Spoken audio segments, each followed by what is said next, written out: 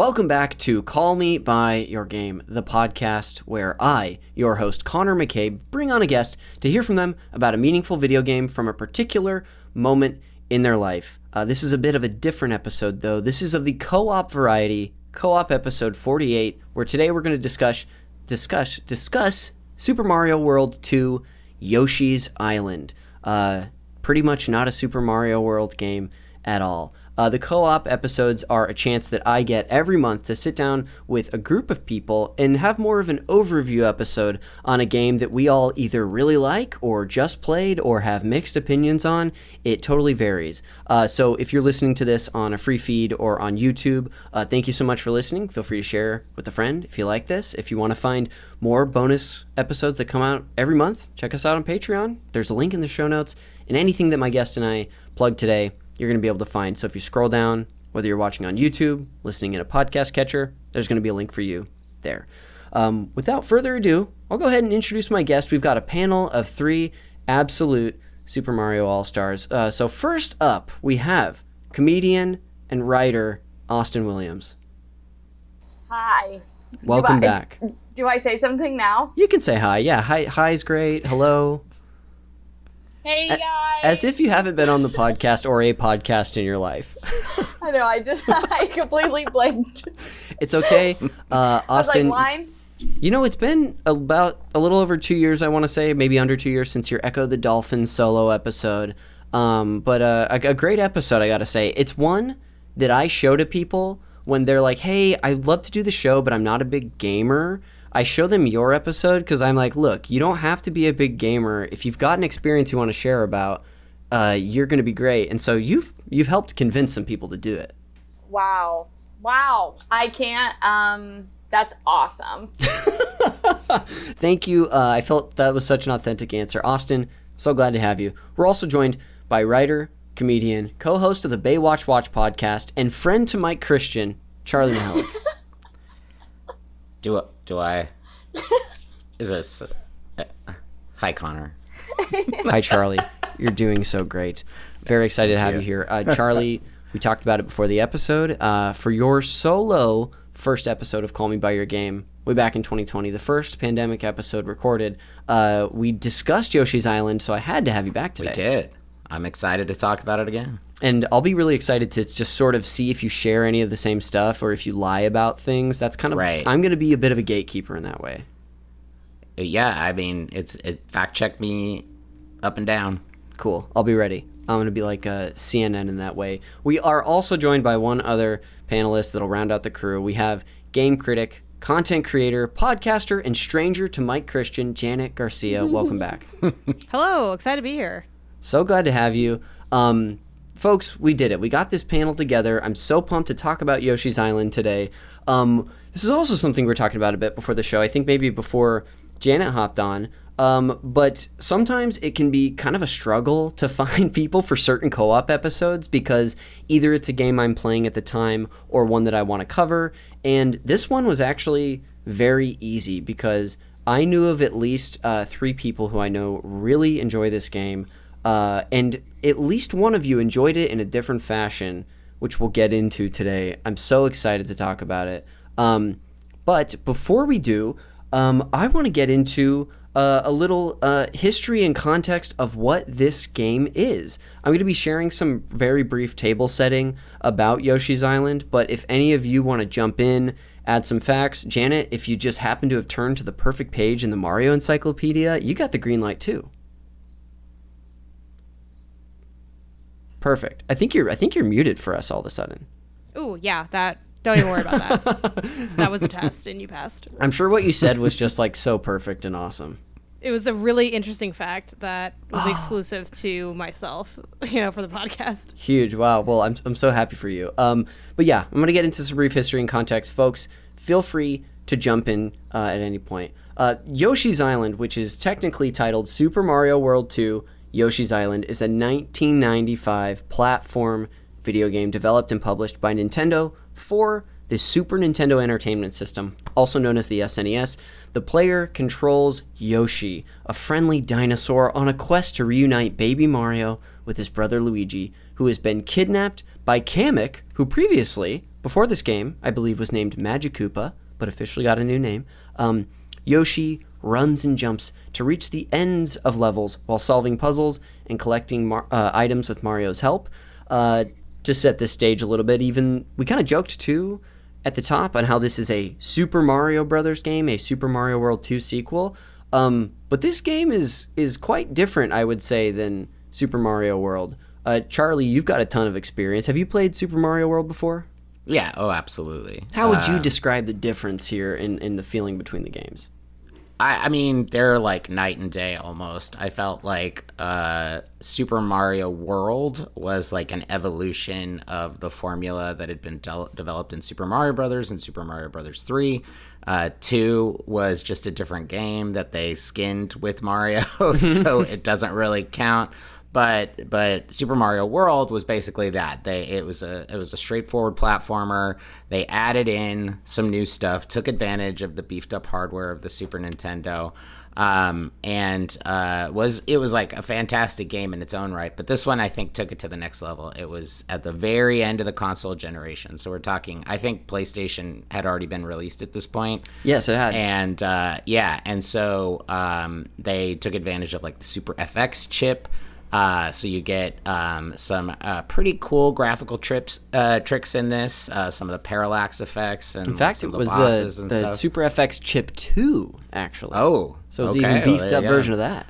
Yeah, but this one is the levels are effectively puzzles. There's lots of different paths you can go down. There's backtracking. There's tons of pipes. I think this basically just like gave us what we know as Yoshi today, like all of his abilities in like the Super Smash series, all that stuff comes from this particular game.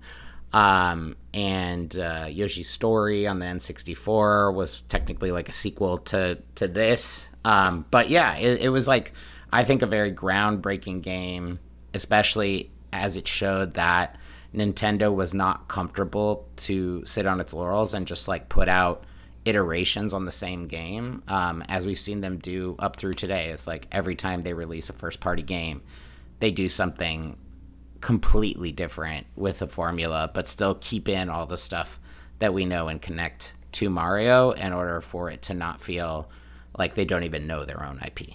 Sure, yeah. Well, very thorough, Charlie. It was like you were just hoping for a grade A, which I'll give you a 90. It's like on a Yoshi's Island scale. Give you a nice 97 on that one. Thank you. Wow. I'm going to continue to force Yoshi's Island references into this episode, folks. But I felt like that was pretty apt.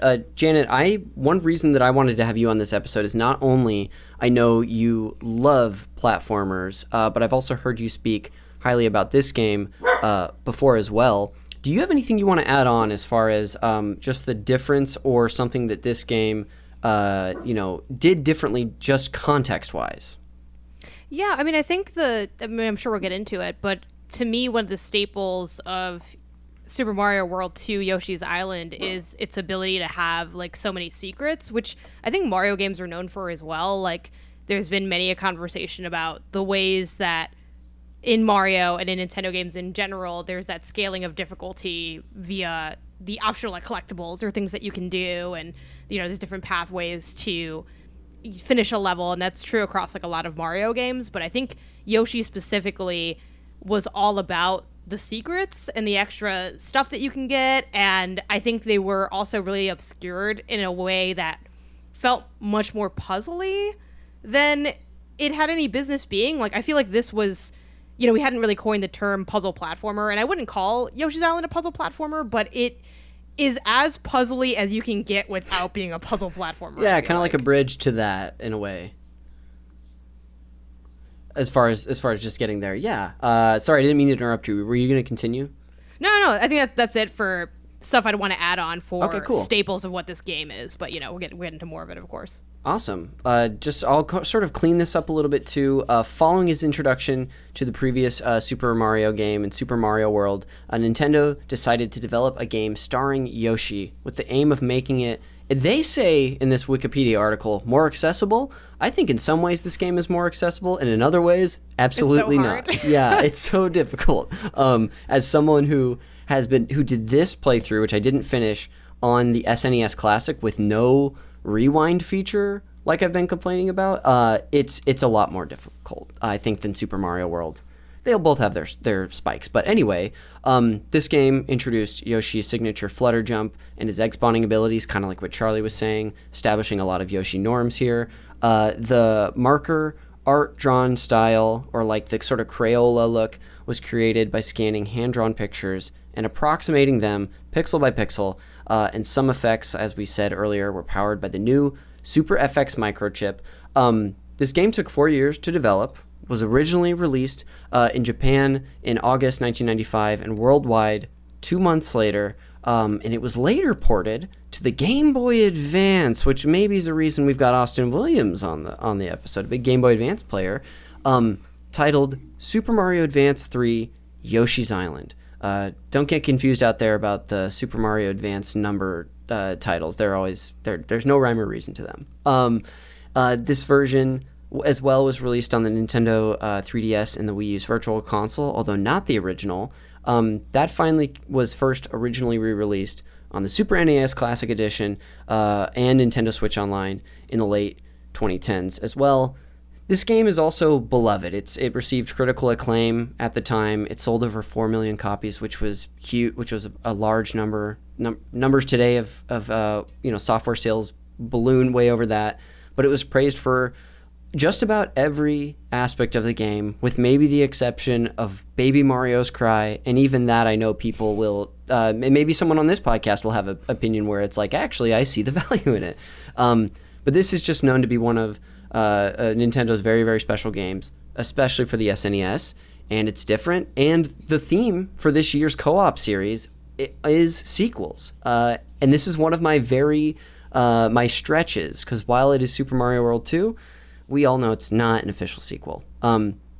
Before we get into, all our feelings on the game and any opinions we want to share today and like our favorite things, the whole main event today, I want to talk about our personal histories on this episode.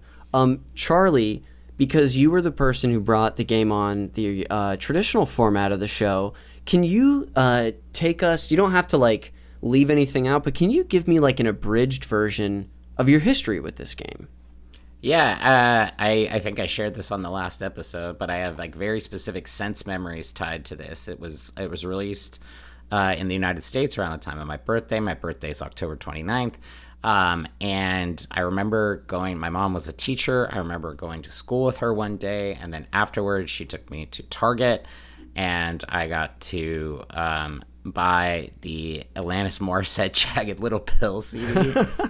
And then we went to the video game store near us. It was the Warehouse Video, and rented this. And I remember just playing it like all weekend while listening to Jagged Little Pill on repeat. Amazing. So that's that's like the thing that stuck out in my mind. I remember you sharing that on your original episode, and I don't know if anybody else on this episode has this, but I also have memories of like listening to music that's completely unrelated to a video game. Yeah. So those things will forever be linked. Yeah. Yes. So this is a game that you played, as a kid. Do you remember how that first time with it went? Did you play it all the way through? Did you enjoy some of it? I don't think I played. I mean, maybe I played it all the way through, but I remember it being like one of those things where it took me a little while to get used to it because of the fact that it was technically Super Mario Brothers 2, Super Mario World 2. So I was like, I was a huge fan when I would play video games of anything that allowed you to be like a different character than the main character. So it was like getting like, Yoshi in Super Mario World was like, that's like one of the most iconic characters of all time, and getting to be him for the whole game. I also love palette swaps, like anytime that, regardless, even though there's no difference in abilities or anything like that, the fact that you're on a different colored Yoshi for every single level, it's like just like blew me away, because that was such a huge thing. And like the Star World in Super Mario World was getting the different colored Yoshis and getting like the red Yoshi and the blue Yoshi and the yellow Yoshi. So getting to play those, even though they didn't have their like signature like flame breath or the ability to fly or whatever, it still was like just very cool. Plus the art style is great. That song is like the especially from like World 1-1 is just like burned into my brain. Yeah. And it's like one of those games, anytime I would get like an emulator or get a new handheld device or something, and I would always put this game on it and just like play. That's awesome. That and the Donkey Kong Country series. Very nice. I would even say like this game is more reminiscent to me of Donkey Kong Country in certain ways because of the sort of the completionist aspect that you can have. Charlie, you played a little bit of it for this podcast, right? Yeah. And you played via Switch Online? Yes, I played via Switch Online, which is it's great because it's a like they have done such a great job with optimizing their emulator on there. Yeah. And yeah, it's fun to just like pick up and play. You can also just like game it a little bit. They have save states, so you can, you don't have to wait until a certain point to be able to save your progress. Same thing with like the rewind function. So if you die, you can rewind, and it made it so that playing through this and wanting to play as much of it as possible for this podcast didn't require me to be as like technically proficient as I was when I was an expert. Sure. Yeah. We'll never forget your glory days as an expert, Char. Oh, man. Never forget. Well, thank you, Charlie, for sharing, too. Janet, I'll turn to you now. What's your history like with this game? I know from your episode, I know you had a Game Boy and played at least Super Mario Land 2 leading up to this point, but why don't you catch us up?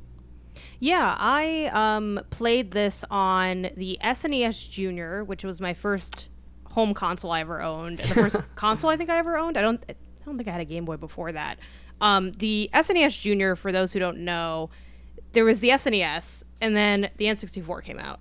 While the N64 was already out, Nintendo made the SNES Junior, which is essentially the same as the SNES. I think it's a little less powerful, is missing a couple features.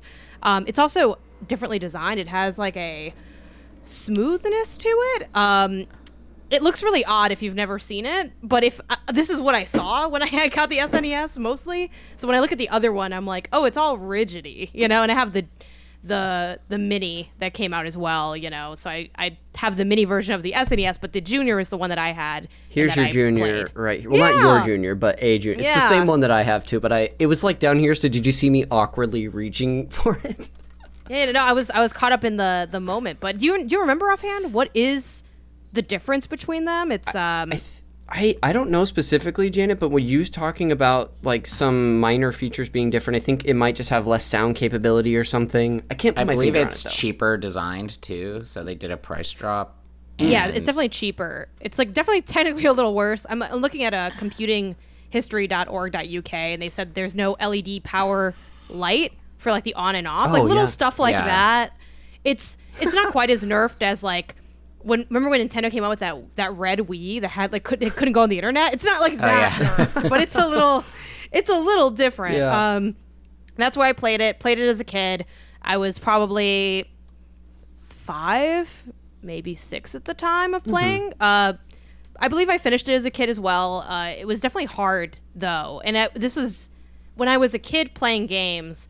There's 2 things I really struggled with. One was there'd randomly be skills that I'd have a hard time doing. I don't know if I had any of that in Yoshi's Island, but I remember like in Mario 64, I was like maybe bad at like, I don't know, like a wall kick or something. There'd be like little things that I was bad at, but you can kind of get away with. And then you get to a boss and the boss like tests you on that skill. And I'm like, oh, I never got good at it. So that was one issue I had as a kid. And the second issue I had was just like crippling fear. I had a lot of stress and anxiety over boss battles. I still kind of do, if I'm being honest, but the pressure of like it's happening and the enemy's really big and then the music's all like dun, dun, dun, dun, dun, dun, it's like whoa, like I'm overwhelmed, I'm having a panic attack. Okay, it wasn't that dramatic, but it was like scary. Like I have vivid memories of like the way like I think too like the way they introduce the bosses in Yoshi's Island.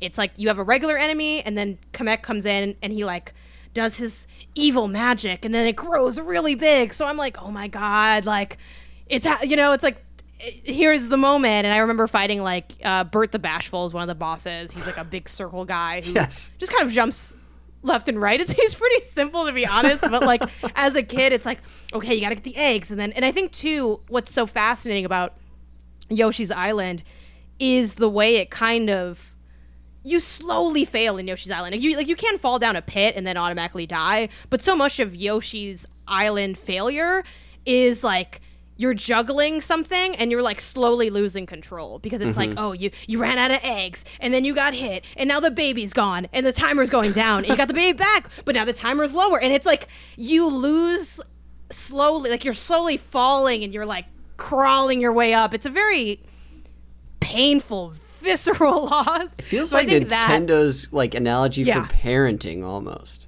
Yeah, I mean, there definitely is a bit of, mess and control, and I think in a way that also helps with the difficulty as well, though, right? Because it's like, okay, you don't just get hit and have HP. It's doing something really different. I think it's part of what makes it so special. But those are my memories playing Yoshi's Island as a kid. Like, I loved the game. I thought it was really fun. It remains that now. We can obviously get into more of what our modern day playthroughs are like. But yeah, the bosses are really stressful. And I think while most of them as an adult are fairly straightforward, I still think Baby Bowser is like pretty challenging because of the way the platforms get smaller and shorter. So a lot of there definitely was like a lot of skill flexing in the bosses, but also a lot of creativity. Like, Prince Froggy, where you like go inside of him is like one of the first time, like, I don't know, Nintendo's obsessed with you going inside of things and people. Like, there's like Super 6 Golden Coins where you're like in Mario, and there's Bowser's Inside Story where you're in Bowser.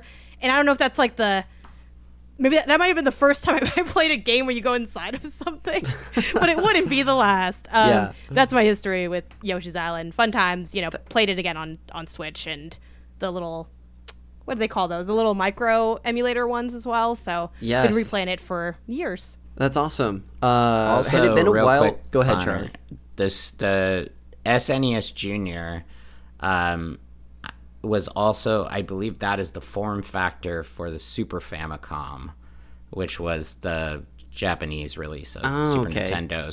So yeah, because both the Nintendo, the Famicom, and then the NES looked completely different, and same thing with the Super Famicom and the US market.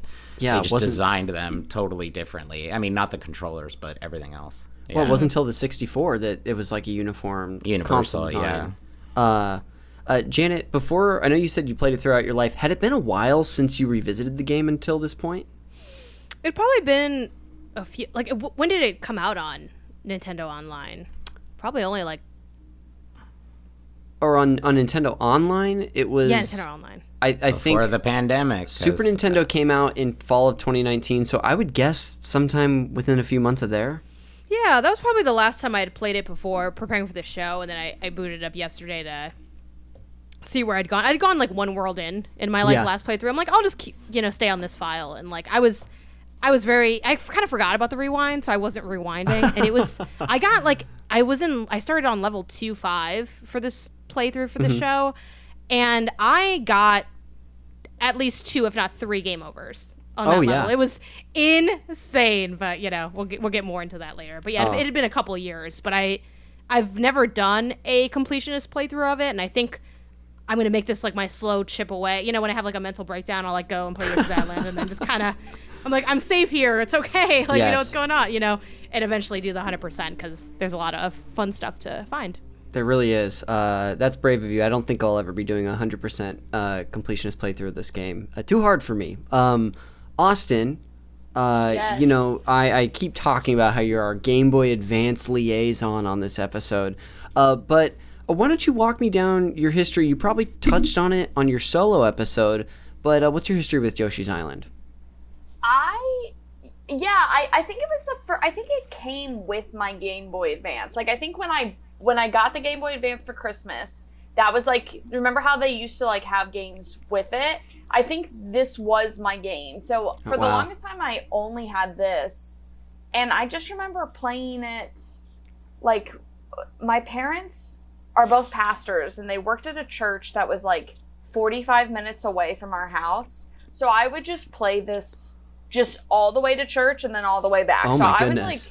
I was getting a solid, I think, like, because we would go there at least twice a week, if not 3 times a week. So, I mean, I was getting a solid, like, 6 hours a week in of just this game. Wow. So I have completed it all the way through twice, where I did it as a kid all the way through, and then, like, it was fun. I remember as a kid trying to, like, go back and replay levels to, like, try and get to 100. Mm-hmm.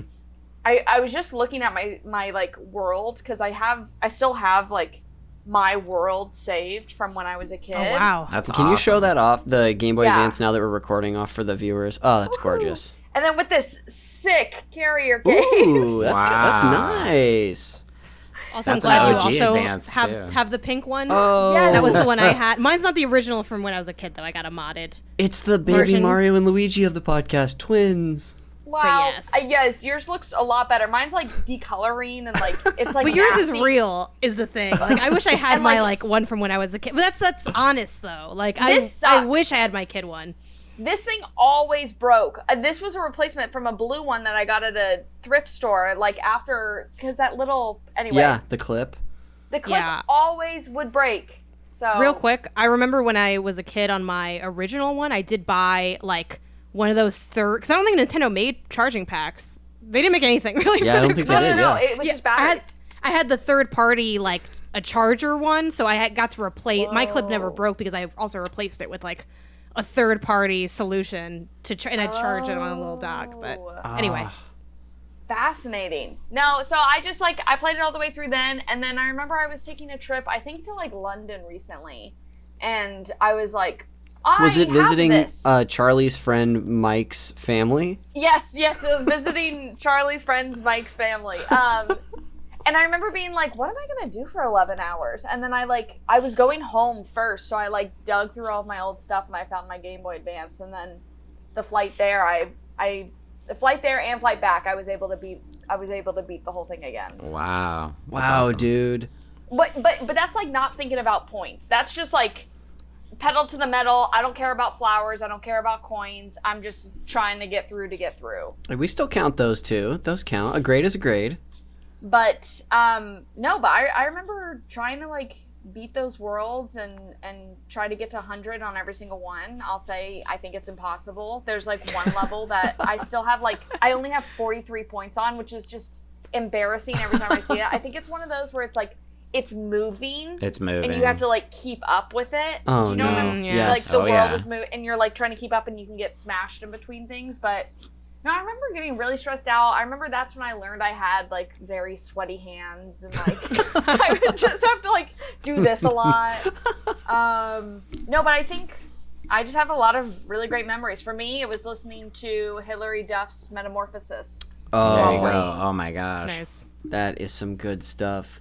Yeah. But Austin, have you? I know you were dabbling on it a little bit for this show, but the London was your most recent playthrough, right? The London trip. yeah. Cool. Which was like maybe like a year and a half ago, but Okay. man, fond memories. Ah, very cool. And of course, the GBA version. Have you ever turned on the SNES version? No. I mean, I don't. It's the same, right? I don't. There might be a few additions to your game, but I Yeah, think usually they put a little something in there. But I think what they would do was add the original, not Super Mario, not the original Mario Brothers, but like the one that's like you run around and try to hit that POW sign. You know what I'm talking about? I think it's just Mario Brothers. Mario Brothers. Yeah, that's on Yeah. here too. That Yeah. Yes, so that's that's an option extra. to play. Yeah, There's they're- also those have you seen those what's it called? Like there's like secret maps that you can get. Like Oh, secret yeah. 1, secret 2, and then bonus. And that's what I was like Oh. trying to get for all of them. But Yep. Yeah, I didn't believe succeed. you might have to 100% each level in a world to unlock those. I think you do. Janet, had you found some news for us right there? No, I don't think so. I'm looking into what the and I think I actually had the GBA version now that I think about it because I remember this insane naming convention. Like I'm Yes. getting kind of flashback. Well, it's like what is it called? Super Mario Advance 3, and then it's the second of a game that it isn't the second of. Yeah, I'm trying to see what is the difference because I was also wondering, like, in the original, do they have? Let me see what it was because I was looking at this last night when I was playing on the Nintendo Switch, and they have like where you can select like the like items almost, like a boost of 20 stars. Was that always there? It's in the one on the SNES Mini, and I never remember used it. that. Yeah. I never. Was it always there? So that's crazy yes. because I didn't even know that was an option until I stumbled upon it at one point. Yeah, what was that always in there? I'd never used that. It was a carryover from Super Mario 3. Super Mario Brothers 3, because you could do the same thing where you would build up items and you could start with like a Tanuki suit or start with a flower or something like that. But you definitely couldn't do that in World. The only thing you could do is if you got 2 power-ups, one would be banked so that if you got hit and got small, it would drop down for you. It's interesting too because in Yoshi's Island, you can use that in the level at like any time. You can get like a watermelon to shoot seeds at people. You could up your stars, like I think Janet was saying. But in Mario Brothers 3, it's something you use before the world. You can't use it any time. But I think the GBA differences are like, just as far as I can tell, lower sound quality, and was like just one small difference. And there's probably a few things. It looks like based on this is just a Mario wiki, so anyone can edit it up. But it looks like there's a couple like level changes, like, and a few. Oh, it says the secret stages also might be kind of different or added. And it also says they made some differences specifically. This is interesting, specifically because of the lack of backlight. So like they had to. I don't know if that's like coloration editing, but it's like. Yeah, well, you can't like see certain stuff in the dark. That's so funny. I'm also wondering, you replaying it on the plane. Was it hard to? Did you just have the light on at night and you were just like? And I was like trying to like angle it so that I was like just, but not getting the glare. Oh, and I remember I get in so much trouble in the car because like I would always have the dome light on, and my dad would be like, "Turn off the dome light, I can't see." Yep. Oh man. Huge fail on Nintendo's part, not including a backlight to start until the Game Boy Advance SP. But then you had those like little claw lights. Yeah, you could get those. Yeah. That's why I got the one I have is backlit because it's the only thing that I didn't like about the console. Oh, that's so nice. Because I don't like the SP. I don't like the ergonomics of the SP. The form factor, yeah.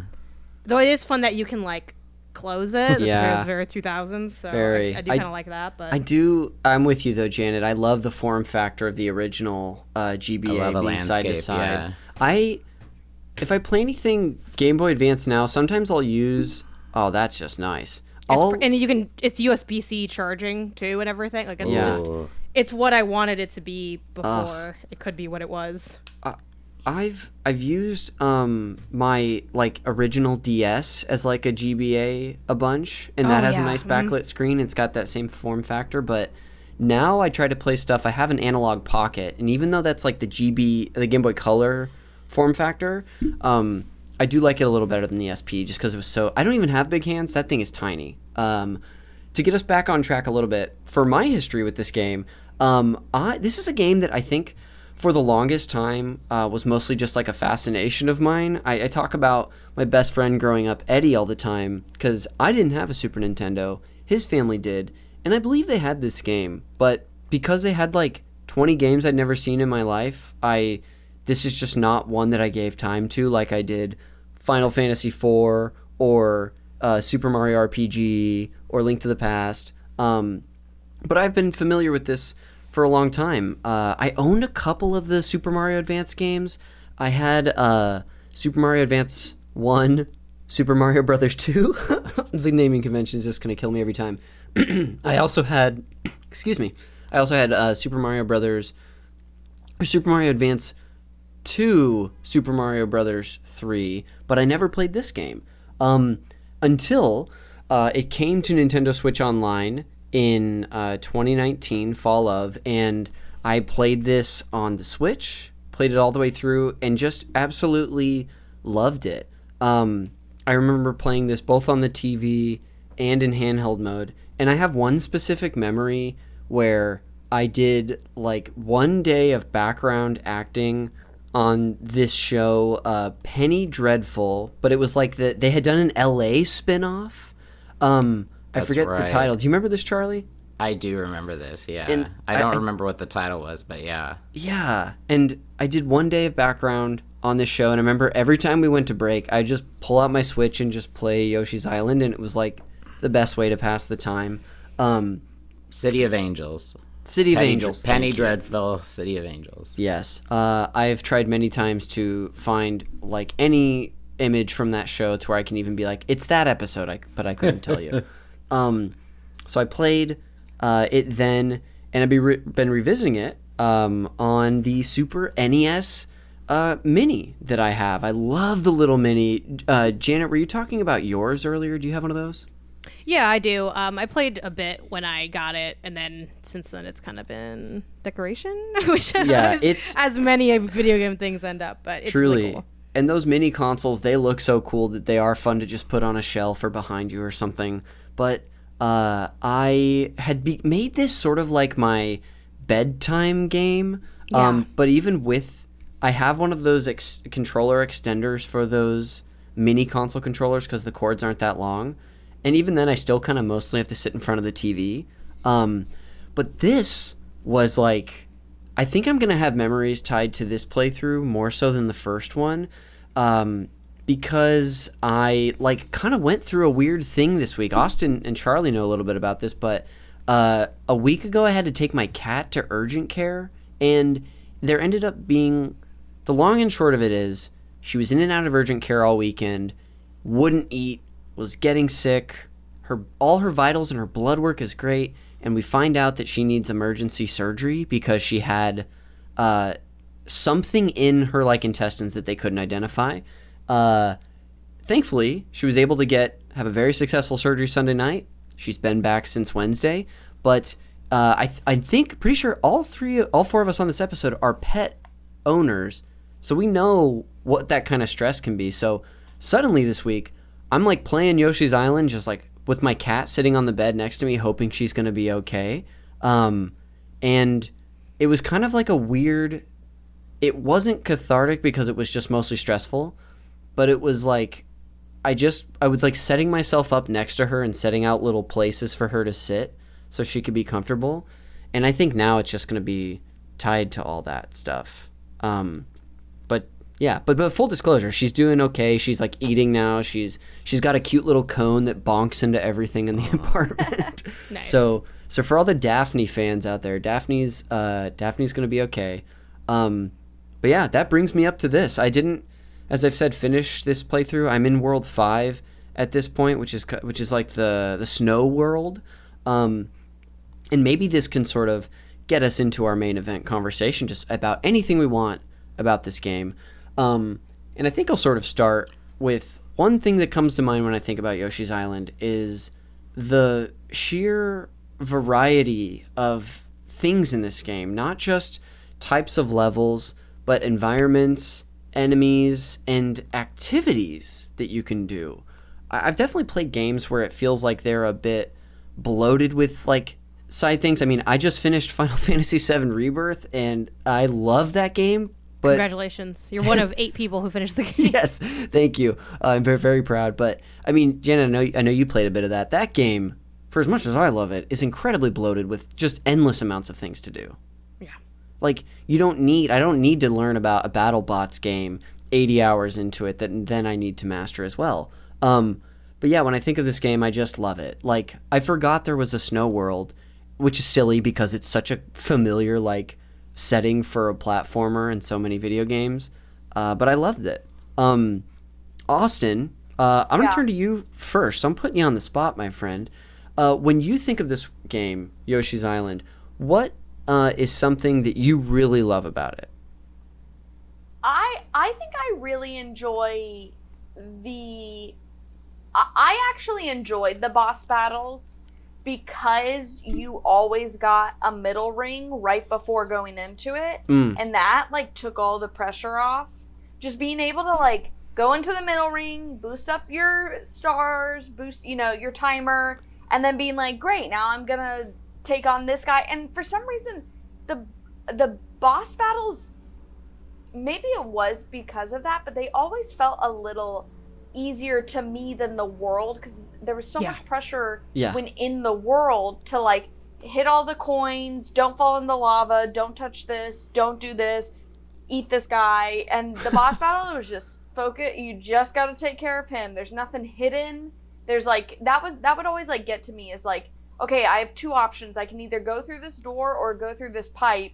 But if I go through the door and it locks behind me, I'm going to miss out on what's in the pipe. But if I go through the pipe and then I can't go back in, then, like, that part was always hard for me to navigate. So the boss battles, I was, like, always a fan of when I would hit those levels.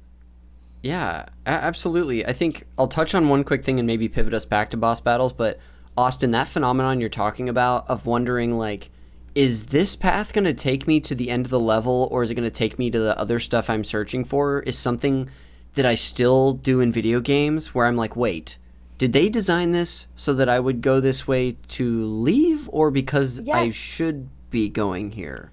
Yes. I'm currently playing Alan Wake 2 and having that in so many places because I'm like, I don't want to trigger the next story event yet because I want to collect all the manuscript pages, and I want to make sure that I get flashlight batteries and shotgun bullets and crossbow bolts, and just like I love scrounging, like just like in The Last of Us, like just going and opening every drawer and all that. But yes, I'm always so worried that I'm gonna go somewhere and I missed something down a side path that I'll never see because I triggered the story. Well, that's really reassuring to know that I'm not the only that this happens in all games. I just thought that I was like missing it. Wow, this is like therapy. That's my only hope for this. Is that all four of us come out feeling that exact way? Yeah, I think. Yeah, so I just wanted you bringing up that phenomenon. I was like, oh, that's a little aspect of games that I feel like I don't talk about enough. Back to the bosses, though. I mean, that might be a highlight for me, too. Janet, you brought it up, but the cute little animation of Kamek coming in each time, and I'm always like, all right, who's the little, like, wiener who's going to pop out here that Kamek's going to beef up? Every time. It kind of reminds me, Charlie, I bet you've at least seen TMNT2, Secret of the Ooze. Has anybody else seen that movie? Oh, yeah. I had it on VHS. Hell yeah, me too. Well, Austin, I got some homework for you. But I had this realization later in the game where it's very reminiscent of the phenomenon at the end of the movie where the ooze gets on, like, the snapping turtle and I don't even remember the like, it's because it's not Bebop and Rocksteady in that movie. But the way that they sort of turn into, like, beefed up, scary versions is what it feels like when they just take a Koopa and make him giant. Or it's like Rita Repulsa in Power Rangers, where she says, "Make my monster grow," and throws her staff down, and then turns into a kaiju, and then the Megazord has to fight it. Yes. Thank you, Charlie. Now we've got our Power Rangers reference. Janet, you were talking about boss stuff in general. Do you have a favorite one that sticks out to you? I do like, what's his name? Blurt, right? I had them pulled up because I'm going to pull them up. I can't remember the names of anything in Mario games because they're all made up. And I know they're all inherently made up because it's fictional, but it's like, it's always just like, this one's Steve. It's like, what's going on? But yeah, Blurt's pretty fun because he's just like, classic, and I feel like he's the first one as well, right? Oh yeah, where he's wearing those like striped pajamas. He's got like weird like underwear on, and then at like the end his underwear comes out, he comes off, and then he's embarrassed. Yes. So he's always fun. Yes. And then he's like, oh my god, I'm embarrassed. That was my one weakness, embarrassment. So he's a fun one. I mentioned the frog one already, and yeah, Bowser also just hits like basically the ones that I remember most are mostly my favorites. And I like the frog too because it has just like that interesting angle of like a stage change. Yeah. Rather than like I think, you know, if we're talking about things in Yoshi's Island that extend to video games at large, like one of them is like the stage change or phase change of a boss, which is like kind of, I don't know, I wouldn't say it's like an advanced thing necessarily, but I think generally bosses in Mario games are like pretty straightforward, and Yoshi's Island is included in that for the most part. But kind of adding that variance just makes it like a little interesting or a little unexpected, and I like that aspect of them. But yeah, in general, I did enjoy the construct of these are regular enemies you see, but they're just like enhanced. So it's a really fun take on what they've already taught the player, because it's like, okay, you know how this enemy behaves because you fought them before. Now they're just real big. So then it's like you just, it's also just fun seeing like things become giant. I mean, that was the fun of like, what was it, Pokemon Sword and Shield was the one everyone hated, right? I'm a Sword and Shield defender, actually. Oh, really? Wow. Yeah. I'm like, open spaces, soccer, what's not to love? You guys just don't know good games. Like, what? Like, and I know there's problems with that game, but I thought that game was super fun. But yeah, the idea of having like things become giant, it's just, there's something kind of almost cute about the bosses in that way. So a lot of those stand out. These ones especially, because they are still mostly silly when they are grown. Like Bert is hilarious. There's like these tiny little white ball enemies. Oh my god. That also the fuzzies? Yeah. Not the fuzzies, but like the little guys that you can still eat. They like, they look like little Pac-Man that are white. Yeah, the ones that look like, it's almost like they drop down, right? And then they appear. Marching mild. I think so, right? yes. They're like, the marching mild, they like have little feet and they're like ding, ding, ding, it could be. and then you can eat them. It definitely could. You can definitely there eat are them. some though that fly down that also are spiky, so I know what you're talking about, Connor. But yeah, the ones that she's talking about, you can still eat them and make eggs out of them. Okay. I just remember one of the boss fights. I don't know if it's a mid or a end of world, but Kamek makes one of those big, and part of the fun I also find about a lot of these bosses is like how to defeat them. Sometimes it's straightforward, like I think when you are swallowed by the froggy, it's like, oh, his uvula, is that what that's called? I think so, yeah. Okay, I was so afraid I was saying something like not podcast appropriate, but uvula, that's pretty obvious. It's a nice like target, but fighting some of these, like the giant white bubble guy I was referring to, I like used a bunch of my eggs and was like, okay, clearly this isn't the way to attack this guy. You have to ground pound him. But the piranha plant as well that comes up from the water, that one's particularly memorable. This might even get us into another conversation, but I feel like the game teaches you pretty well how things operate and what to look for, especially in early stages. Leading up to the piranha plant battle, you're doing so many little puzzles or getting flowers by ricocheting eggs off of surfaces. And it took me a second, but then I noticed the little like wound he has below the stage, and I just thought that was great. Janet, maybe I'll turn to you now. What's like an aspect of this game that you'd like to highlight while we're here? Yeah, I think my favorite thing about this game is the soundtrack, which I have slowly over time become like a video game soundtrack person, but for a long time, like much like how y'all described having those albums you would like listen to, like I loved putting on albums and like playing games with everything muted, and I still do that to this day. So I think I missed out on a lot of like OSTs in a sense, where I'm like, well, I was listening to like Twista's Kamikaze album, like I wasn't listening to whatever like this artist made, like. But Yoshi's Island I think has such an iconic soundtrack, and it's so like fun and playful. I mean, there's plenty of nostalgia for like those like SNES earlier days where you had like a limited soundscape to work with like as a composer. But yes, like songs like the Flower Garden is I think the one everyone thinks of, the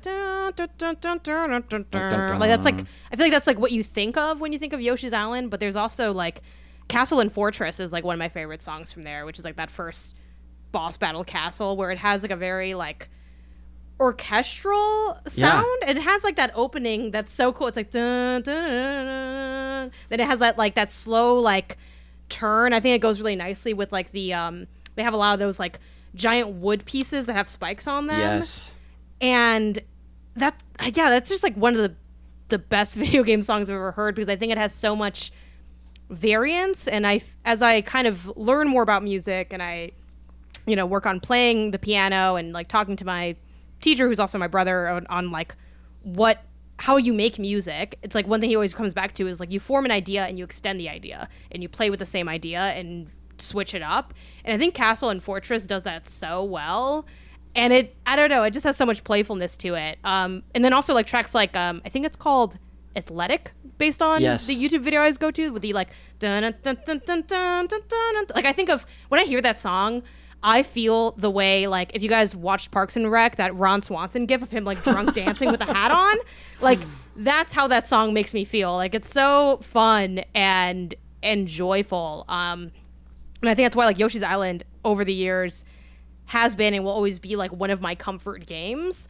But unlike other comfort games like Sunshine, this game's undebatably very good. Like Yoshi's Island is such a, iconic game, so well received at the time and still very well received and still very fun and ages like beautifully. So it's like, it just kind of has it all working for it. So like coming back to it and hearing the music, like it's one of the few games where I'll go to YouTube and like play the OST like whenever, and I like listen to it like 2 or 3 times today, like to get prepared for the podcast. I'm always at the island. A professional. But yeah, that's my favorite part of the game, I think. And like I guess that does combine with like the art style and stuff, but it just has, you play it and it's warm and it's fun and it's interesting and it's just, and the levels are like short enough that you could just finish them, but they're like dense enough that you can like spend a while in them. There's no such thing as perfect, but it gets very close to being a perfect video game to me, Yoshi's Island. Yeah, definitely. Man, there's so much to unpack there. There's so many great like nuggets you brought up, but the music I'll stay on first, which is just, yeah, it's fantastic. It's one of those where I'm pretty sure, I don't know if anybody else like outside of Janet also listens to like video game music. Charlie, I think you said you were on like a Final Fantasy VII music kick recently. Also, Donkey Kong Country. Nice, yeah. Another. Wait, so you just like listen to it, like just not playing the game? Oh, Just yeah. have it... Yeah. Oh, like Wait. writing or something. Whoa. Yeah. Or so just maybe like living, Yeah. Like put it on and like watch your day get better. Is this like gym music? Are you guys just like Not at boss the gym, battles? no. at No, the I'm not at the gym. I'm not at the gym now. Though I might do the Final Fantasy VII battle theme at the gym, or the boss battle. Yeah, I've never dared to try it at the gym. Yeah, I haven't tried I think it, it would but be I might. fine, but it would be a little weird. Yeah. For the vibes. No, but it's the really vibes good of for Flash. like journaling or like just like chilling. doing I'll chores, put on like I those think. and SNES like music mixes on Yeah. YouTube, and while I'm writing or doing like just admin work, just to get through There's a it. bunch that are blended with rain noises too, so it's like rain Oh, and the like Donkey the Kong cozy Country stuff. Because the Donkey Kong Country ones, I think, are like that whole series. The soundtracks are like on another level. Like it's like they're like legitimately like could be like songs that you would hear in a massage parlor. That's Charlie's barometer. Is like, is it playing in a massage parlor? Then it's great music. Well, it's like every time you go, like they play that stuff that's really supposed to like relax you Yes. and make you feel. yeah. They're supposed to.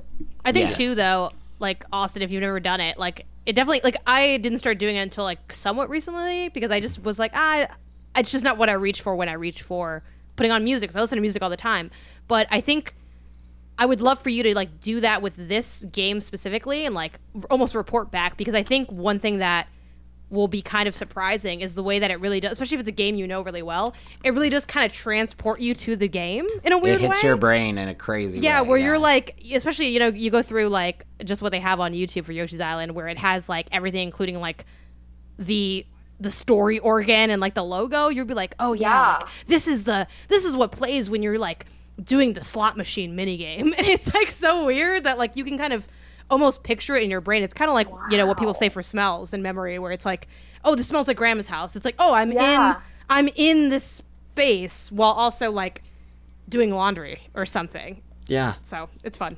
big time. Fascinating. So Austin, you've got homework and now just like a thing, a new life we've given you, a video game Yeah. music to go listen Second to. life begins now. Yes. I'm doing that at the gym though. I think everyone's tapping out by not amping up their gym with boss battle music. As you're setting a squat PR, you're just listening to the boss battle of this game.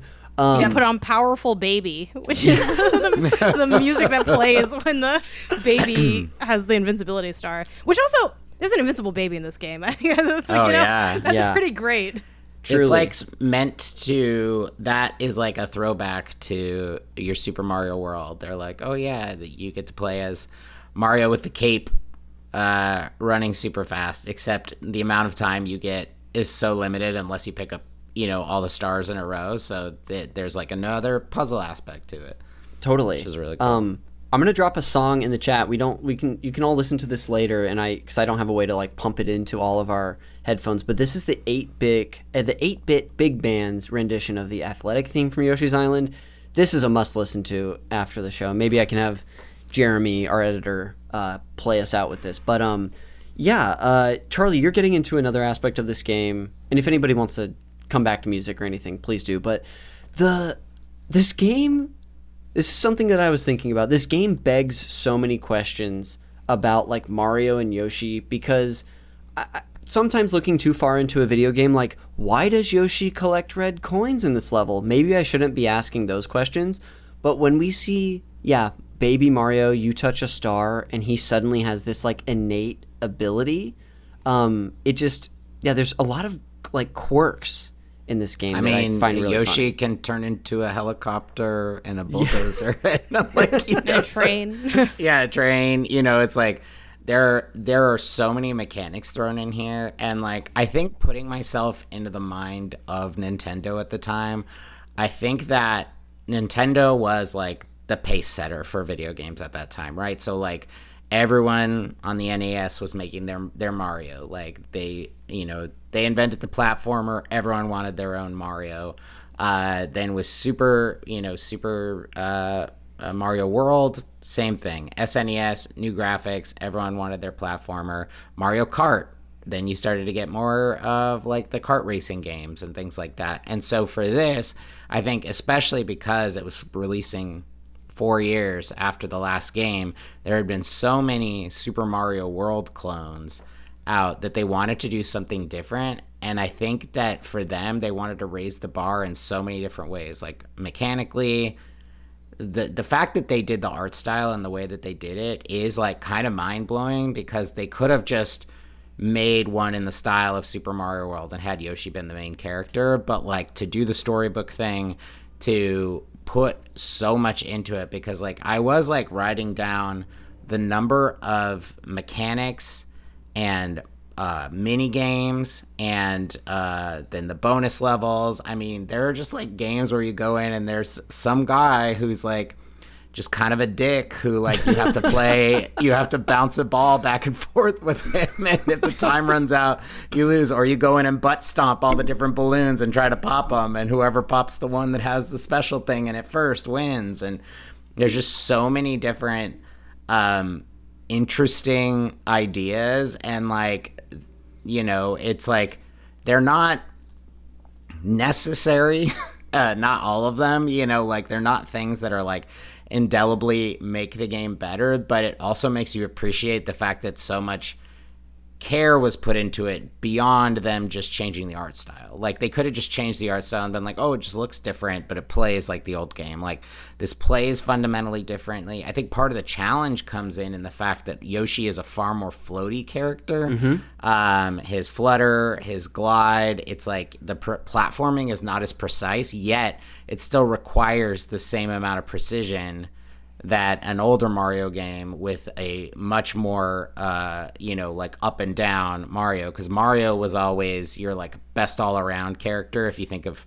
Mario 2, it's like you've got Luigi has the big jump, Peach can glide, but Mario's just like straight ahead, like a good, solid, precise platformer. And this is sounds not. like Toad Erasure to me, but go ahead, Charlie. Well, yeah, Toad. I couldn't even remember. He's strong. That's what it is. That means nothing in that game, but it's like, but okay.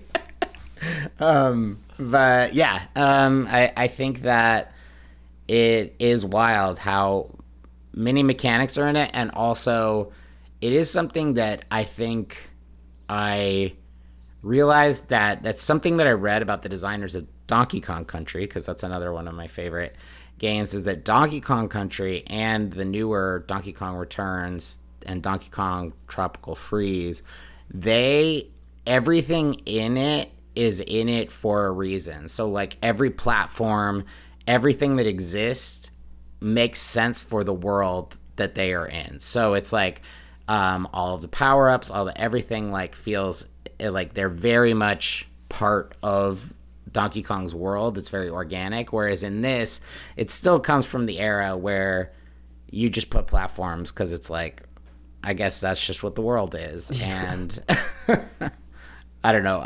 It like very intentional approach to video this game. games they didn't have to, and still in some aspect like don't have to make a ton of sense. Yeah, absolutely. I this is so silly, but I found myself asking, like, is this like Yoshi's perspective on the world? Like, does Yoshi see himself as a little helicopter sometimes? Does Yoshi see himself as a drill? Like, what is all of this for? I will say I liked the vehicle stuff a lot more this time around. I think my first playthrough I was like not negative on it, but I kind of like to get through those sections as quick as possible because there's usually some sort of challenge to either get to the next like item that lets you continue that might just be the star stuff, or to get to the balloon where you have can to turn get back to and Yoshi. Yeah. And also there's extensions like along the way. So like if you're a helicopter, they'll like put more bubbles of being the helicopter to like re-up your time as the helicopter. But yeah, it's funny that the first time through you're like, let me just get done with this, which you totally can do. But it's funny because they're really meant to be played like 3 or 4 times through because you can't get, like I was doing the train track one, and like you can't get all the coins. It's like literally impossible. You have to do it. You have to fail and then go back and then do it multiple other times. And then like a level later, I think I had a helicopter one where I ran into the same thing that you were talking about, Austin, where it's like, oh, like, is it meant to be the end? I'm like, so I dropped down through like those little pinball machine paddles. And then I was like, oh no, you're supposed to go the other way. And I forgot about the rewind because if I remembered, I probably, like, when I 100% this, I'm going to rewind and cheese the hell out of this because I'm not about to become a freaking Yoshi's Island savant to get this score up. Like, it's so hard. So yeah, like so much of this game is like the nicest punch in the face I've ever experienced because everywhere you turn, something's just there to fuck you over. Like I like was doing so well, and at the very end, one of those guys came out of the bushes and like took the baby from me. Oh, and I was like, who kind of troll designer puts this at the end of this kid's game? But again, that's the thing. Nintendo games, they just look nice, but they're not for the faint of heart. Or in the underground levels when the guys take your eggs, the rats take your eggs. It's so frustrating. The rats take your eggs. I hate those, like, because they have the Shy Guys in this game are so interesting. It is kind of one of those connections to 2 where they like were introduced. I don't know if that was in Doki Doki Panic or not, but it's in Mario Brothers 2. So I love the variation of Shy Guys in this game. Like, there's the stilt ones, there's the regular ones, there's the hoppers. These are none of these are official names. And then those are maybe the dick guys who are just kind of like a little taller than most, and they pop out of like you're talking about the bushes. Someone was talking about the bushes. Yes, those guys. Then they have a little nasty smirk on their face. Oh yes, they know what they're doing. They know that they're hurting you emotionally. But they would pop out. There's like a few. Anytime you're underground, I would always do this thing where I would forget to look out for them because you can see like a faint hint of them behind like a crystal, and I would always forget, and they would just get me. Those guys too, I had a particular tough time with I had like a moment in this game that if anyone wants to share like a favorite level or a moment or world, feel free. I'll sort of kick that off by, I think the most memorable moment for me was both my, like, the most fun and the least fun I had with this game, which was level World 4-4. It's like, it's one of the fortress levels, so it's like a halfway point in the world. It's the one where, if anybody remembers, once you have to like scale across. We haven't even talked about like all the stuff they do with in the background, but you have to make it to the end of a platform when a chain chomp is like eating the floor beneath you or like across you. So you have to like outrun it. So you have to get through this part where it breaks its tooth on like a platform. It just has so much personality in this game, and that's one of those flourishes. But the world you eventually play in the fortress, you have to get 4 different keys and make it through 4 different doors. Yes. This is the one that I remember the most too as a kid. Really? Okay. Yes. Do you know, like, what do you remember about it? Because I've got some things I want to point out. Well, I remember the robot guy. I'm trying to remember who he is. He's like that little blue guy who just like runs around and hops. Do you know who I'm talking about? Not off the He's top one of my of them, head. no? He's one of the Shy Guys? I think we're talking. No. This is the dick, the guy that Oh, you play yes. in the you play Yes. against in the mini games. Yeah. Yeah, I Oh, think of yes, him yes, as like yes. the baseball player. Even though There's- he's usually not playing baseball when you see him. It might but, be the like- same He like does design. kind of look like he kind of looks like he's wearing like a catcher's outfit or something. Yeah, but isn't he? Yes. Is he not wearing? Is he not dressed as a baseball player? I feel like I he's know just- maybe he One must of them be. is no. That's like a red one. There's like a red one and a blue one. Oh, there's Yeah, so the the- blue one's name is Bandit, apparently. Yes. Okay. Okay. Yeah, I always thought he's Sorry, a Yeah. baseball player. sidetrack.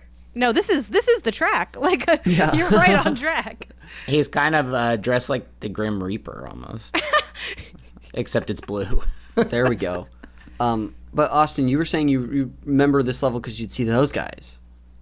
Right? This 'Cause this there is was, the like- level where I learned you could even kill them because I would just try to avoid them because they're always taking Mario and making my day hell. So for me, I accidentally like jumped on one 3 times and it popped. So you can Yeah. do that or you can ground pound.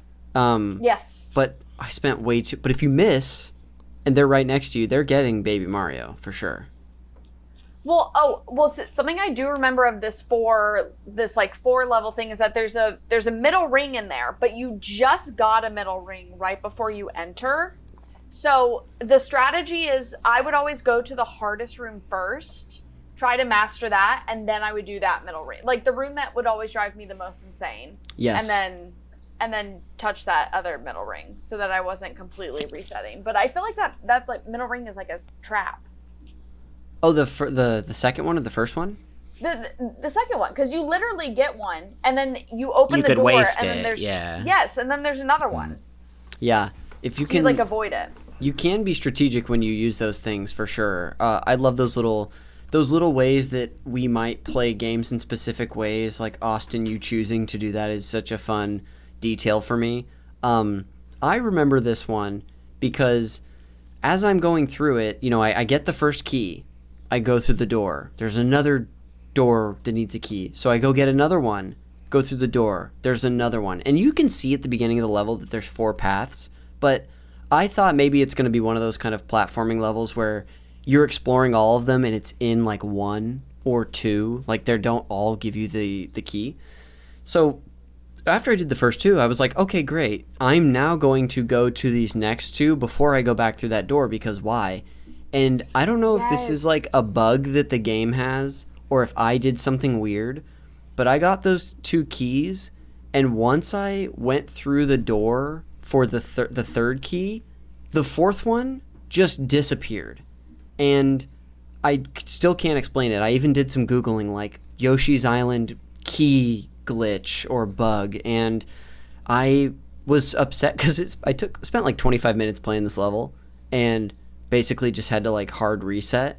Or I think I got a game over rather, and so I literally couldn't do it. And when I came back to it, I had to play through. I think I got 2 game overs trying to even get back to the fortress because I kept screwing up the chain chomp sequence. So that's like my most memorable. Well, and I end up that aside, love that level. I thought it was so cool, creative.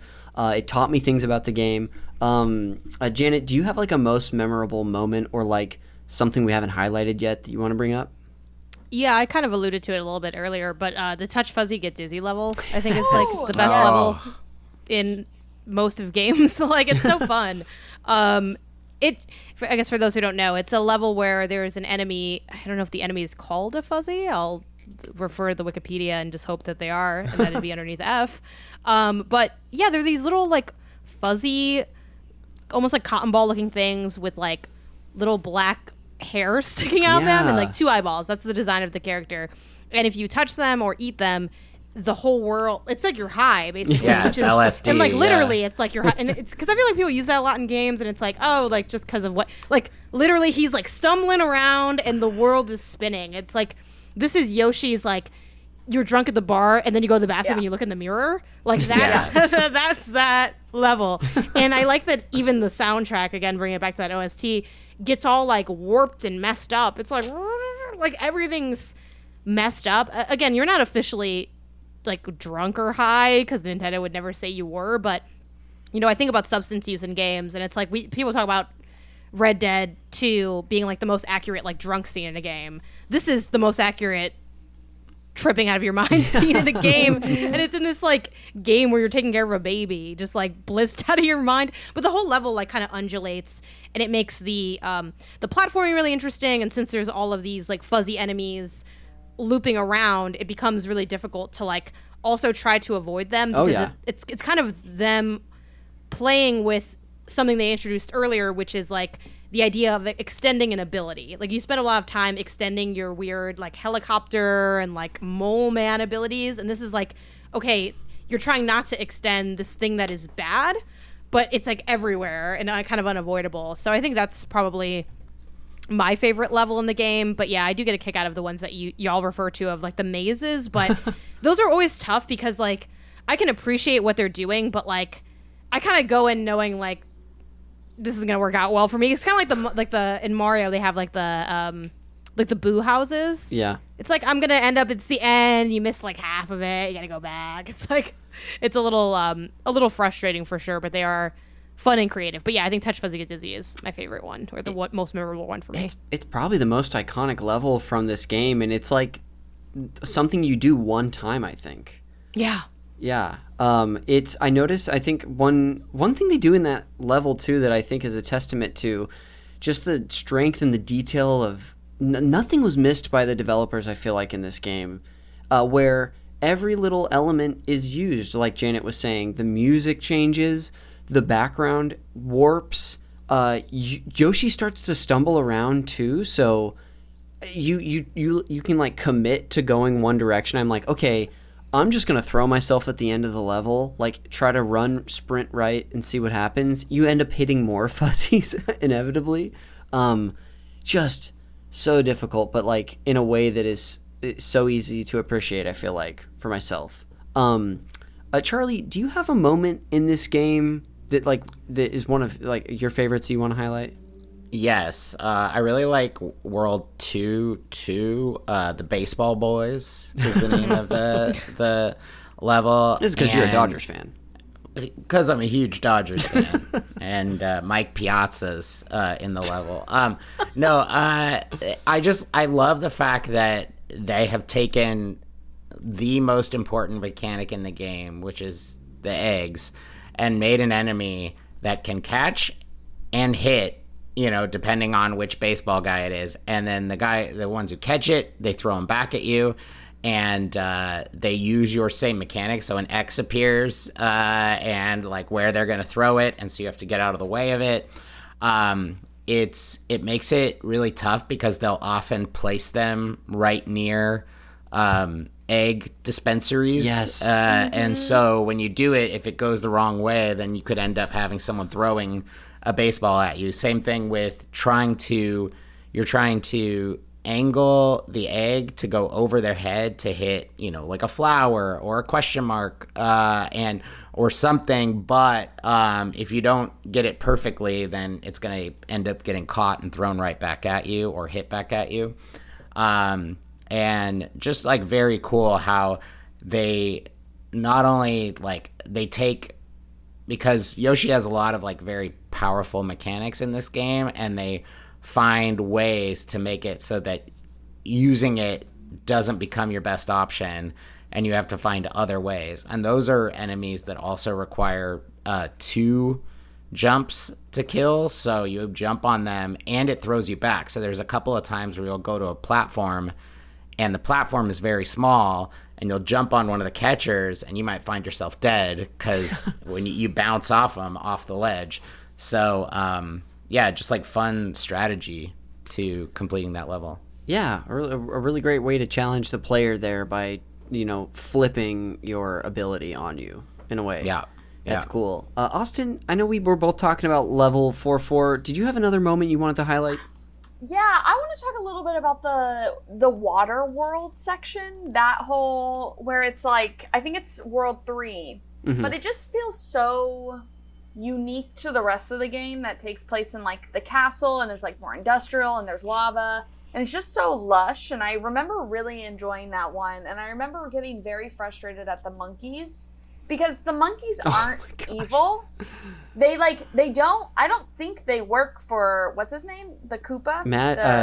Kamek. Kamek or Yeah, whatever. Kamek. Yeah, they don't work for him. They're just monkeys being monkeys, which makes it even more frustrating when they get a hold of a watermelon and start spitting seeds at you just for the hell of it. Like, they're just fucking around, and I always would feel bad killing them. Like, when you jump on them, I think they, like, turn upside down and, like, get crosses over their eyes and, like, fall out of frame, and it's like, or you, like, knock them out, and they just, like, kind of, like, it was always very jarring, because they were the only, like, real animal in that whole world, other than the actual baby. It was the only other, like, recognizable being, and the frogs. But Like, I'm invading their space. Should I just, like, how do I avoid them? Yes, I would just try to avoid them, but, like, I also really liked the aspect of, like, the mud, like, running through the mud and the water during those sequences, sliding down things. It was just a very detailed, textured world that was different from the stone verse of the rest of them. Love the watermelon too. Yes. It's like having a machine gun. Yes. So, and the variants on those, like the ice one, the fire one, is there any more? Fire one.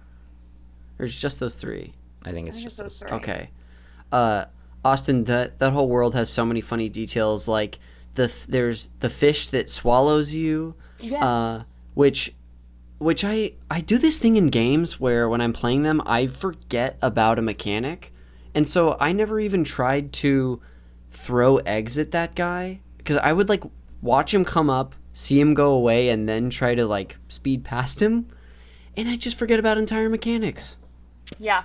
Just foolish. Oh, so I remember do you guys remember that level? I don't know if you got to it. It's in the snow world where you get, like, a certain number of fire melons, and you have to be very strategic with these ice blocks of, like, which ones you're, like, fluttering, and you have to, like, blow it and then get on it, and you have to be strategic, otherwise you won't get to the next one, and sometimes you just have to, like, commit suicide and start over. Oh, I don't Connor, remember that I would one. recommend getting to that. Okay. That's, like, a really fun one. But you're, like, you'll land, and then you'll, like, slide off.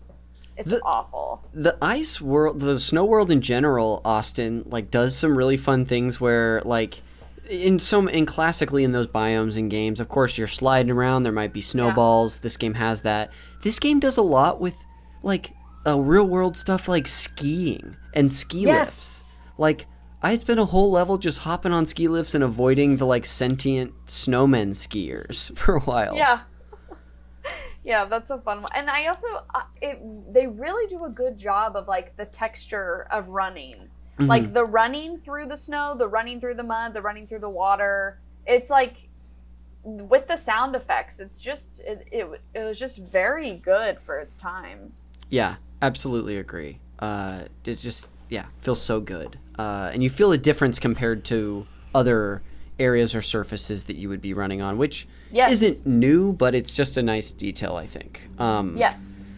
I'm trying to think of, there's probably a million more things we can discuss about the game. Does anybody have something we haven't chatted about that you want to bring up? Charlie, you look ready to go. Yeah, I do. I have a quick question, because I was thinking about this, and even though I mentioned it earlier, I never really thought about it. But this is one of the few games, maybe, like, ever made that there's no, like, main character, because, like, you are a different Yoshi every level, and so, like, it's like, you know, we always think of Yoshi as, like, one, but like, we know that there are infinite Yoshis, it seems, especially on Yoshi's Island. So it's interesting that you are just passing Mario from Yoshi to Yoshi. It's a cute animation at the end of every level where as the success music plays, they, like, softly toss him to the next one and catches him. Yeah, that's so great. Yeah, this game was really trying to put forth a message of community, Charlie, and how you just can't do it alone. It takes a village, sort of thing. Yeah. I think that if they had probably a little bit more technology or whatever, I'm sure there was something about it, but it would have been interesting to have each of the Yoshis have different abilities. Sure. Yeah, which would have been cool. Because everyone's got their own strengths. We're not all the same. Okay. I thought that too, especially with like the implication that there may be you're kind of passing them per level, so you would assume that maybe like different ones in different biomes might have like different abilities, but I don't know. It does feel in line with like how Nintendo goes about that though, because like how Toad is like technically all of them. Except for Captain Toad. They're like, Captain Toad's actually a different person than everybody else. But then, because my fiance's playing Captain Toad now for the first time. Love that game. But then Toadette is also, spoilers for Captain Toad, like you can play as Toadette in that game, and she has a little outfit on. But I'm like, is that Captain Toadette? And he's like, no, it's just Toadette. What's that? So they both know exactly what they're doing and also have no idea and are like they're kind of reverse being like, this was all part of our plan. But yeah, I'm curious as to how much they like thought about that. I think my thing that we haven't touched on is the fat Shy Guys and the heavy eggs, and the way that when Yoshi holds the egg, he's like stumbling as well. Like I didn't really remember that happens to him like until I was playing last night, and I was trying to like hit one of the like the little spiky guys. They're like a circle and they kind of just like jump up and they're like very damaging. And like I was trying to like throw that because one thing I really like about this game is, to kind of the points that y'all have brought up, everything is so detailed and well thought out. Like the fact that the big eggs aren't just aesthetic. They have like, they're heavy and they can kind of like kill a bunch of enemies at once. And then to that end, they're also hard to wield because they're so much bigger than Yoshi is and what they're used to carrying.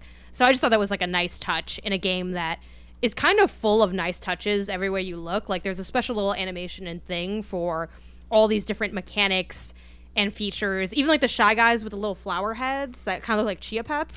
It's like if you hit them, it's like the flowers just kind of fall off their head, and then it's like, oh, you gotta hit them again. Like little stuff like that.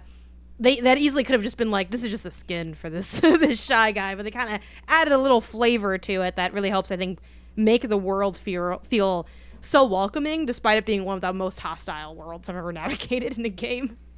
Yeah, absolutely. Ooh, and the dog.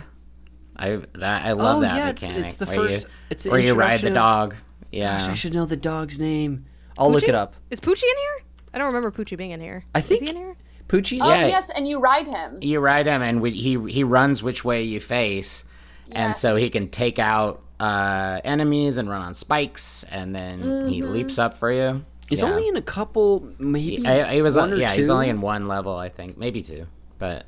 That's funny. Yeah, I kind of forgot that he was in there. Like, I remember him very vividly from the other Yoshi games. I have actually a Poochie back here as well. Oh, that I got nice. at Walgreens. Poochie's an interesting character. I feel like in some of these later Yoshi games, he's a little... he can only do so much. You know what I mean? Is the thing about Poochie. But he's so lovable in that he's just designed in such a... Like, he looks so dumb. It's just like, I just love this dumb, useless dog. Poochie's great. It's also part of that weird, like, almost like that Disney thing where it's like, why does, like, Goofy has a dog, the dog's Pluto? Like, Yoshi having Poochie, it's like, it's like your dog riding a horse kind of situation. When but the I don't mount know, has a works. mount, like, what does that say about the world? Yeah. Wait, they made sequels to this, right? For Game Boy Advance? They made like a Yoshi's Island 2 and a Yoshi's Island 3. I know there's at least one on the Nintendo DS, Charlie. Or was that DS? Okay. But let me see if I can find any information on other follow-ups as well. I mean, Yoshi's Story, I think, is also one. For N64. Yeah. They can continue. They've made a handful of Yoshi games as well. I think they've got Woolly World, Crafted World as well. But maybe only New one. Island on 3DS, allegedly. Is that a new game though, or is that like a remake of? I don't know for sure. Yoshi's New Island. It's like, oh no, the other baby got lost this time. They said it's a retcon of events from Super Mario 2. Like, what are we doing here? I don't know. I didn't play that one. I played this one. Woolly World, Crafted World, and probably like one of the other ones in between. I played the one on the you guys said it was DS, right? I think so. But though, I played the one that had the multiple babies. Like they had Baby Peach and she had like an umbrella. Oh. if this like jogs anyone's I memories or trauma or anything. Not for me. I don't remember this game at all. Oh, it was called Yoshi's Island DS.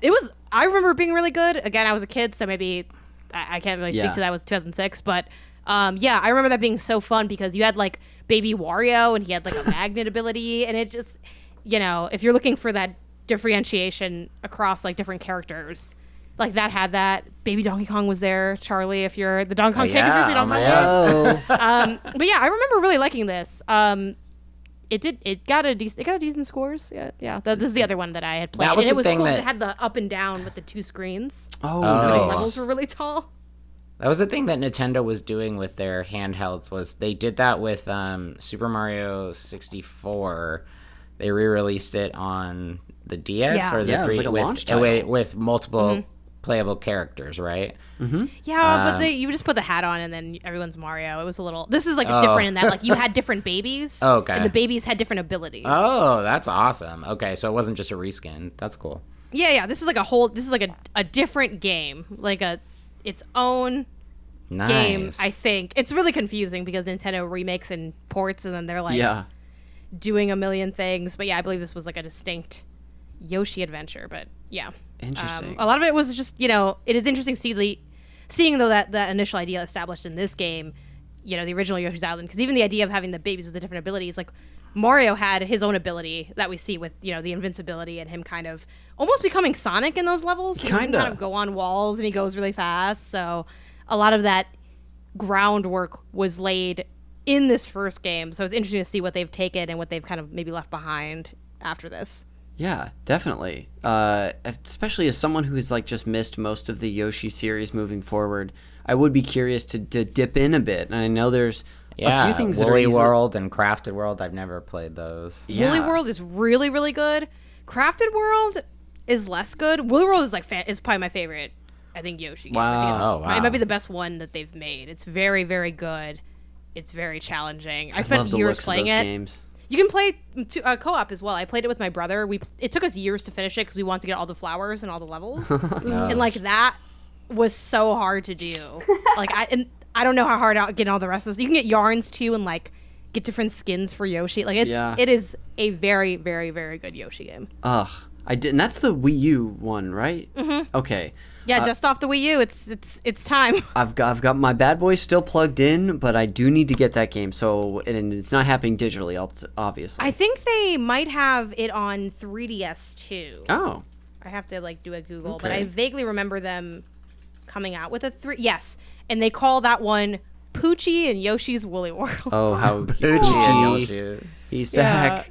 Yeah, Poochie does. That's most of my Poochie time is from Woolly World. That's why you're so familiar. Austin, Friend of the show, did I Poochie. turn to you at all to ask you if there's an aspect you didn't get to mention? Yes. I talked about the water world. Okay, huge. Thank you. I'm great. Awesome. Well, as we sort of, begin to close out, I'm sure we can spend, even more time just discussing this game. I'm going to sort of just turn to everyone and get closing thoughts on this and I'll sort of lead off but also talk about an aspect that we've talked about the gameplay a lot, and I found that like controlling Yoshi, even though there's a lot of, you use every face button with the exception of maybe Y up top. No, that's X. Whatever it is. I felt like while I was playing this game, unlike some that like I was never getting confused about the controls. Like it felt intuitive where the throw button is. It also, I kind of knew instinctually, like the first time I wanted to stop a throw, you just press the eat button, I guess, where Yoshi uses his tongue to eat. The jump is, of course, signature, his flutter jump. Something I learned this playthrough, which maybe I just forgot about it from that first time to this, is that you can continue your flutter as you go down. Like, if you had an endless, basically, cavern, you can keep fluttering his legs if you press A over and over. They definitely, like, walk you through this in a level, but sometimes I had totally forgotten.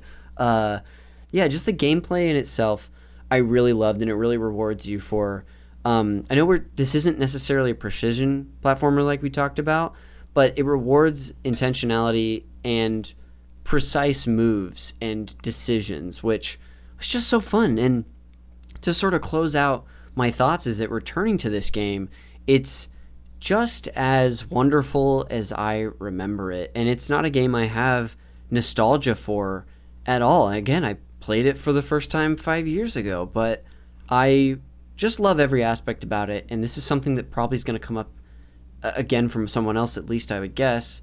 But it hasn't really aged a day in so many ways. There's the only thing, really the big gripe I have with this game, and it's actually minor, is that I think this is a product of Super Mario World does this too, so it's also guilty, where when you finish your play for the day and you turn off your system, your lives don't carry over. That's the only thing that bothered me. So if you have a play session, you can just keep racking them up, but which is weird because the game remembers your score for every level, but for some reason the lives, I think that's probably just a choice by Nintendo.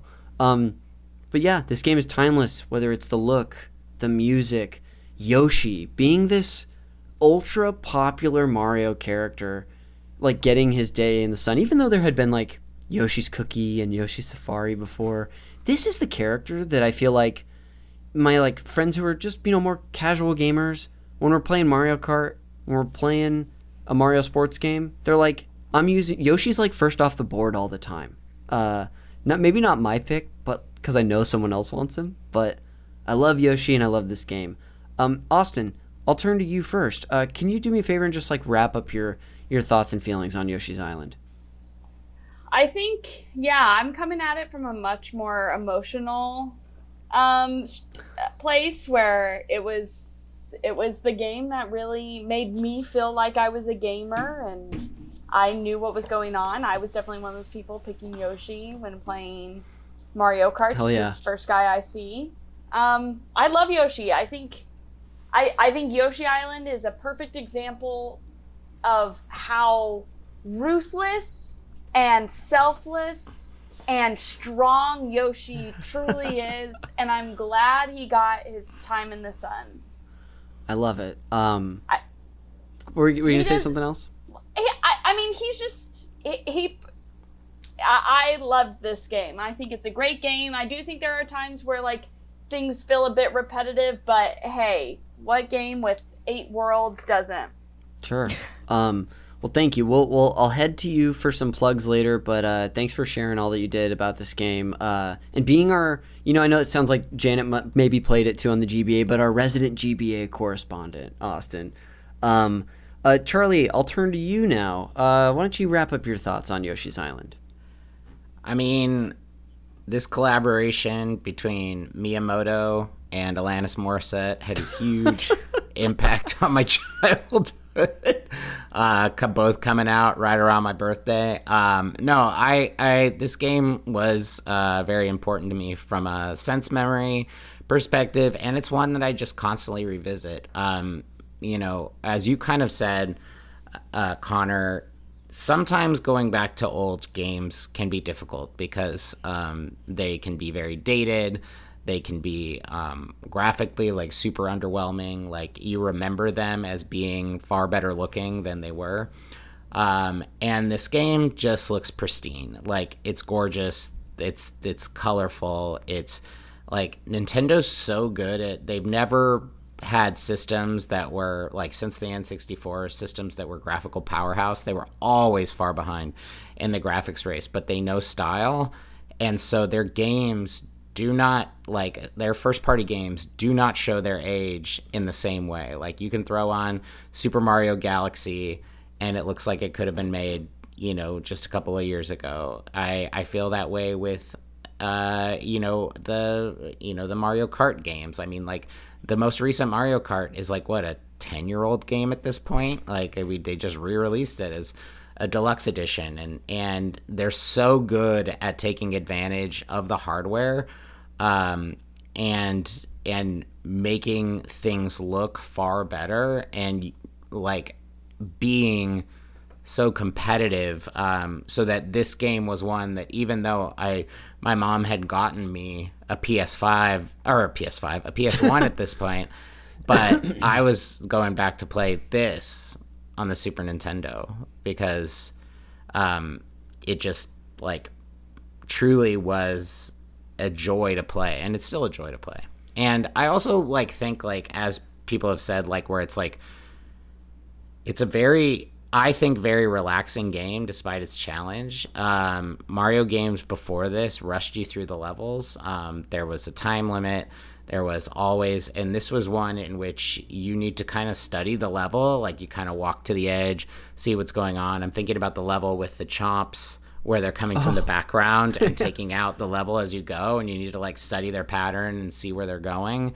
And with the music, with the colors and everything like that, it is like, despite how stressful the levels can be, you never feel stressed. So it's just always very pleasant to play. I love it. Well, thanks for coming back and doing a reprise, Char, on Yoshi's absolutely. Island. Janet, I'll turn to you for your closing thoughts. Yeah, kind of echoing what everyone else has said. This is like an all-time favorite, all-time fantastic game.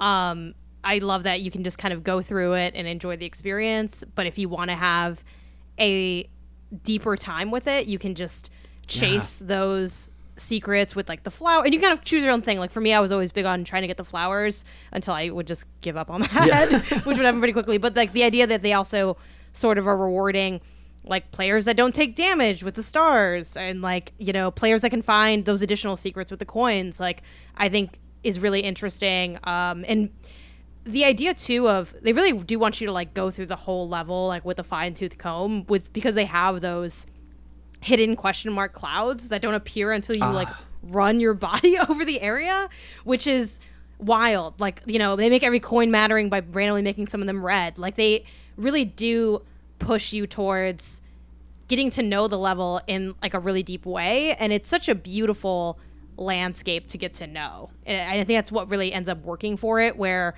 it's so fun to be in this environment, to like hang out with the different enemy types, even like the background work design that they do. I think often when you think of like foreground background, you're thinking of just like set dressing, but the way they have, like Charlie, you mentioned the chomp example, like where they have integration with the background, the seagulls flying in the background, they're also an enemy in the foreground.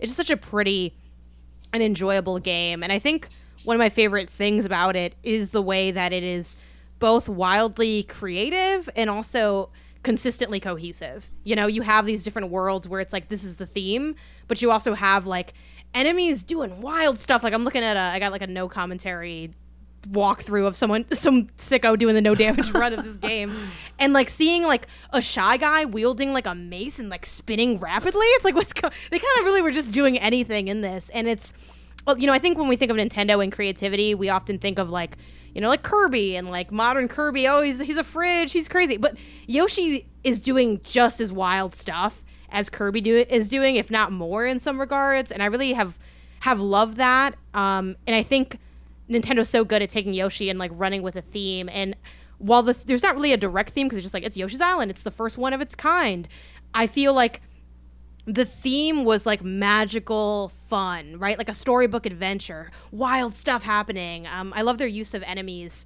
as traversal too. Things like that. Again, no one knows these people's names. Like that, the weird guy who's like in the water, like sometimes he's a ghost, sometimes he's blue.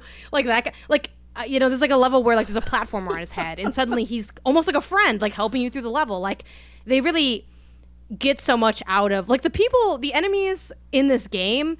They're working like 3 jobs. These are like American enemies just like doing so much the work. The gig economy. Yeah, the gig economy in this game is off the charts, and we're benefiting from it. What does that say about us and capitalism? I'm not sure, but I enjoy the game a lot. Yeah, fun time, always a good time. Looking forward to slowly chipping away at this on my Nintendo Switch. I encourage everyone to play it if they haven't yet. And if you're having a hard time, consider using the D-pad instead of the joystick, because I have accidentally ground pounded through a lot of the world because the joystick is easy to slip down on it. So the D-pad's always there. I know the Switch's D-pad is weird because it's in pieces, but you'll figure it out. You can figure it out, and I encourage you to do so because it's fun. I love it. Well, Janet, thank you as well for coming on to share your thoughts on Yoshi's Island. And yeah, that'll do it for our main discussion. Another co-op episode in the books, episode 48. So that marks literally 4 years of these. We've done like a bonus or two throughout, so that's why we're a little ahead of the 4-year schedule. But really fun. This is some of the most fun I have, is sitting down with a panel of people and just usually gushing about a game that we all love. So on our way out, before I close out with some network and personal plugs of my own, let's go around, and if anybody has anything they want to plug, Charlie, no better person than to start asking for plugs than with you, my friend. What do you want us to know about you? Where can we find you? Well, you can listen to my podcast, Baywatch Watch, in which myself and Zach Olson are watching and reviewing every episode of Baywatch with a guest. Connor, you've been on the podcast before. Yes, great show. Yeah, and right now we're currently finishing season 2 of Baywatch Nights, which is it's like exactly like the X-Files. There's aliens, there's monsters, there's zombies, and it's insane. So, yeah, check that out, and then yeah, that's it. Awesome, Austin. Thanks as well for doing this, dude. What do you want to plug on your way out? If you like improv, you can catch my Herald team at UCB. We're up some Mondays. Just check the website to see which ones. And I think they're starting to stream them now, too. So you can watch them from anywhere. Hopefully we see, maybe we'll actually see any amount of coin from that. Coin, maybe a red coin. Who knows? Hey, ooh, better be red coin. I'm not holding my breath, but we'll see. No, we'll see. And then I'm always going to plug... Dinosaur Portals Productions. It's a YouTube channel right now where I post all of the shorts that I help produce, or I mostly produce. Sometimes I'm in them, but they're really fun. Go check it out on YouTube. There's a lot of them, and we're going to be dropping some more soon. Hell yeah. Nice. If you watch TV or stuff on YouTube, you'll see Austin in commercials like Wayfair or... Well, I don't remember the skin cream commercial. Curology. Okay, great. Yeah. Now, Yes. Janet, as you watch YouTube, just keep an eye out. You might see her pop in there.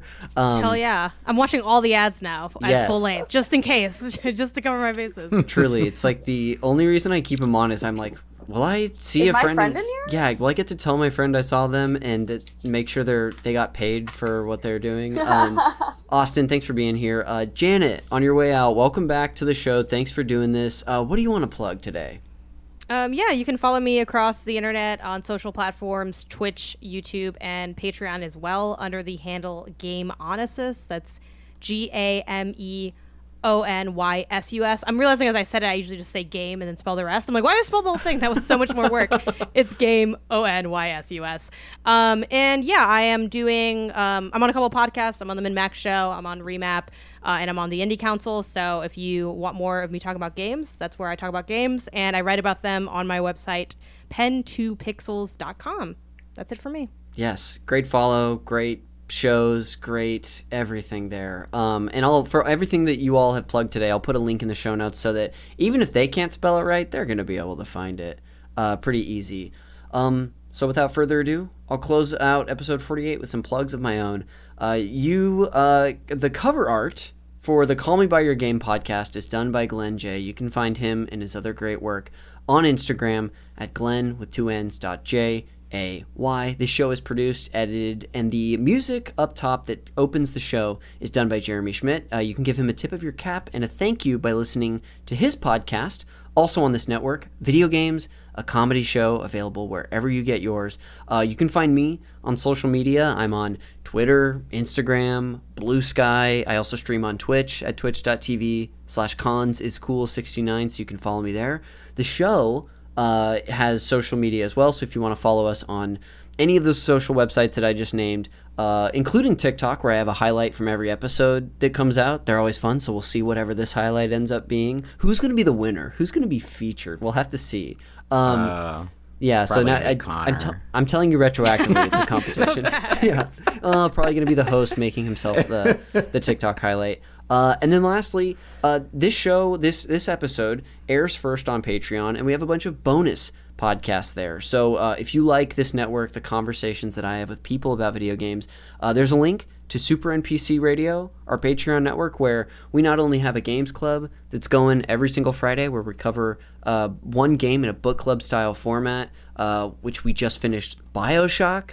So if you're listening to this when it comes out, we went through the original BioShock over 11 episodes We did a bonus that's free for everybody about Bioshock Infinite, and coming up next, we're going to be playing Hollow Knight, which I expect to just be a brutal experience, but I'm looking forward to it.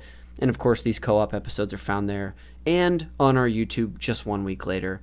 But that'll do it for co-op episode 48. Coming next month, the month of July, co-op episode 49, I'll be sitting down with some friends to discuss our time with Mass Effect 2 to continue that streak of sequels for the year. But for now, that'll do it for this episode of Call Me By Your Game. We will see you on the next one.